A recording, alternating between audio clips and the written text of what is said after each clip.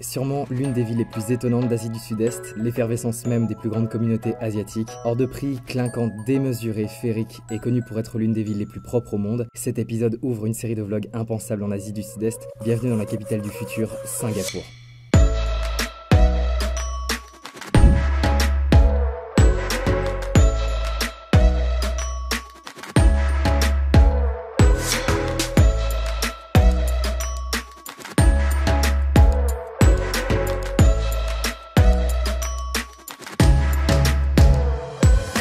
Salut les gars, quoi de neuf? Je suis vraiment content de vous retrouver pour une nouvelle vidéo et surtout pour un nouveau voyage. Je me trouve ici à Bangkok pour parler de Singapour. J'avais vraiment envie de revenir sur cette ville avec vous. Et dans cette vidéo, je vais revenir sur ce qui m'a le plus frappé à Singapour. Alors précédemment, j'ai rendu visite à mon frère sur Kuala Lumpur avant de le retrouver dans peu de temps sur Bangkok. Mais bon, passons. L'aéroport de Singap révèle du génie. Une connexion internet gratuite incroyable, un cinéma gratuit, des salons de relaxation, un tour gratuit dans la ville. Enfin bref, Changi Airport est tout simplement futuriste.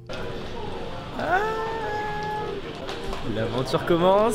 Le premier truc à savoir sur Singapour, c'est que la vie, elle est aussi chère qu'en Europe. Une carte SIM tourne autour des 20$, le pass 3 jours de métro est à 20€ et vos journées vont alors tourner autour des 75€. Il y a en réalité 4 grandes cultures ici à Singapour, chinoise, indienne, malaise et européenne. Et c'est donc synonyme de diversité culinaire. Singapour, c'est littéralement la capitale gastronomique de l'Asie du Sud-Est. On commence la journée au Kilinei, un endroit typique pour prendre son petit déjeuner, en tout cas à la sauce singapourienne. C'est un endroit qu'avait repéré Alix et il y a cette chose. C'est la confiture de coco. On voulait vraiment venir ici pour essayer ce truc-là. Donc tout le truc réside dans mettre un petit peu de soja dans l'œuf et du poivre blanc. Apparemment tous les locaux font ça et c'est délicieux. C'est particulier.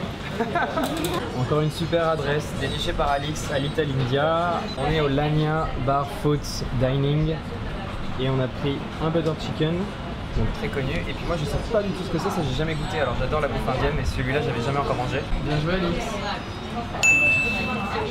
L'un des lieux que je préfère, c'est le quartier de Chinatown. Ce petit bout de Chine, il est ultra animé du matin jusqu'au soir et on y retrouve tout ce qu'il y a de bon et de moins bon made in China.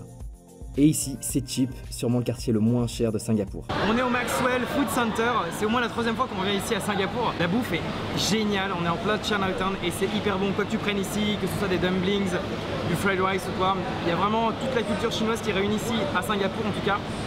Voilà tout ce qu'on a pris ce soir pour 5€ par personne. On a des brochettes de poulet, on a des dumplings, on a du poulet curry sauté, on a du riz, de la soupe chinoise. Dans mes voyages, j'ai eu un peu de mal avec la culture chinoise, mais ici à Singapour, ce quartier, c'est définitivement mon préféré. Voilà, deuxième journée sur Singapour, on vient quitter notre auberge de jeunesse. Auberge un peu stylée d'ailleurs, je vais en parler et je mettrai aussi le lien dans la description. On est au Adler Hostel, ça fait partie de ces nouvelles auberges de jeunesse un peu chic, un peu chico si on peut dormir à deux, on a un lit double dedans donc c'est marrant. On est parti pour chercher des vélos comme à Pékin, il y a Ofo ici, il y a Mobike aussi également. On va se rendre sur l'île de Sentosa. À propos d'Ofo, cette application dont je suis ultra fan m'a encore bien servi et c'est très agréable de découvrir la ville en vélo. J'aime bien Ofo, non vraiment j'adore. Mais regarde ça! Se baigner à Singapour, c'est possible, et notamment sur l'île de Sentosa. Ok les gars, voilà on est arrivé à la première plage de Sentosa. À 5 km du centre de Singapour, t'as des plages. T'as des plages comme ça. Quand il fait beau, ça doit être super agréable, j'imagine.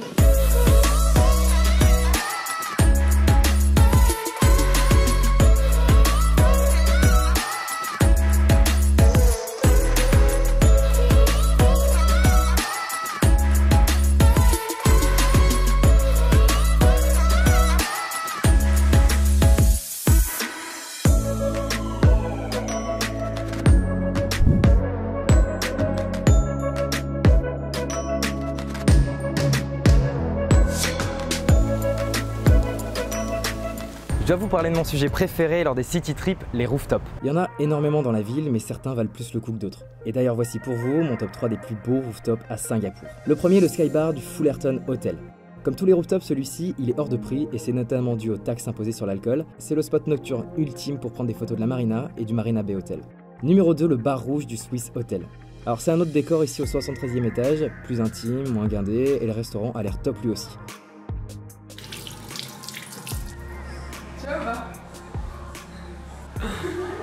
Putain, le mec qui a pensé à ses toilettes. C'est pas trop génial. Et après tu te baisses et tu vois la personne. Et première place, le Sky Park du Marina Hotel. L'entrée est de 20 €, mais non seulement la vue est démentielle, et le ticket inclut 20 € de crédit pour les boissons. Y a-t-il battle avec Bangkok? 100 fois oui. Bonjour tout le monde, jour 3 ici à Singapour. Tu es parfaite. Non, je trouve vraiment que tu es très jolie comme ça. C'est pour le Little India. C'est pour Little India, parfait. Ok, nous allons à Little India aujourd'hui et nous allons aussi sur Orchard Road. J'en profite un peu pour vous montrer l'auberge de jeunesse parce qu'on s'est levé un peu plus tard que prévu. Et donc voilà, donc c'est des espèces de gros casiers comme ça. C'est des lits doubles à l'intérieur. Donc on est une trentaine à dormir là, mais c'est extrêmement calme. Il fait froid. Orchard Road, Little India. Parti. Voilà, on est sur Orchard Road, donc l'équivalent des Champs-Élysées ici à Singapour. C'est dingue parce que tous les grands magasins sont là. On est très loin des vrais Champs-Élysées, hein, mais bon, dans l'esprit c'est à peu près la même chose. C'est une énorme rue qui s'étend de tout là-bas à là-bas d'où on vient. On va aller reprendre un dernier métro juste là-bas pour se rendre à Little India. Emerald Hill Road, une des rues sympathiques qu'il y a à faire ici avec les plus anciennes maisons de Singapour. Apparemment elle est plus jolie. C'est ici également où il y aurait des marchands de frangipaniers parfumés. Il faut s'imaginer qu'on est en plein milieu du centre de Singapour et il y a ce genre de maison, style colonial, datant du 19e siècle. Ouais, je parle vraiment du 19e siècle ici parce que c'est l'année à laquelle sont arrivés les Anglais et on retrouve ce genre de bâtisse en plein milieu du centre, juste à 2 pas d'Orchard Road, juste où on était juste avant, là où il y avait les magasins. J'adore ce genre de truc.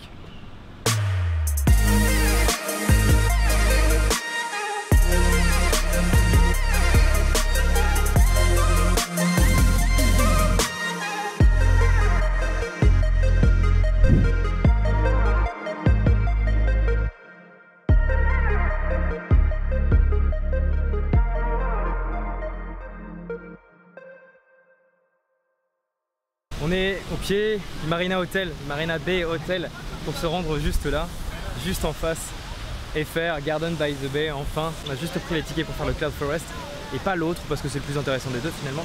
On a payé 16 $, singapouriens, ce qui nous revient à peu près une dizaine d'euros juste pour le faire. Et c'est super beau de prendre des photos à l'intérieur, j'ai vraiment hâte d'y être. Get out of my head.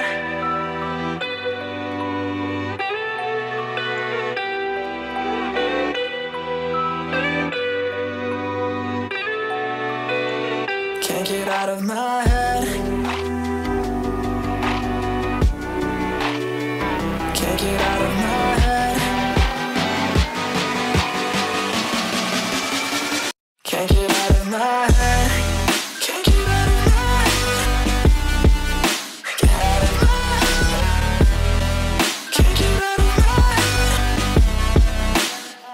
Can't get out of my head. Quelle conclusion je pourrais donner de cette ville incroyable de Singapour? Déjà j'ai vraiment aimé passer du temps là-bas et je pense que c'était d'ailleurs un peu trop court. 4 ou 5 jours ça l'est vraiment et je pense qu'une semaine c'est peut-être suffisant pour visiter un peu la ville. Il y a tellement de trucs à faire ici entre la gastronomie, la culture ou alors même l'architecture. Enfin bref, Singapour c'était comme un gros terrain de jeu pour moi. J'ai seulement fait le tour de la ville et je pense que je suis pas assez rentré en détail dans chaque opportunité, dans chaque activité que pouvait proposer Singapour. Je pense que ça peut être une bonne étape quand on compte se rendre en Asie du Sud-Est pour visiter la Thaïlande, la Malaisie, l'Indonésie. Quand on tourne autour de ces pays, je pense qu'il est vraiment intéressant de s'attarder à Singapour.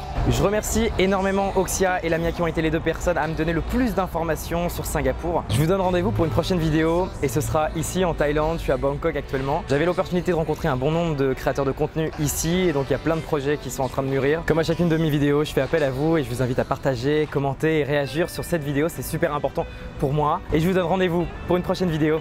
Ciao! Can't get out of my head.